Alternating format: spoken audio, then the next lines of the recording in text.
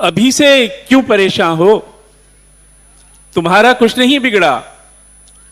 अभी बेरोजगारी ने तुम्हारे दर पे दस्तक भी नहीं दी है। तुम्हारे बच्चे की बोतल में अब तक दूध बाकी है।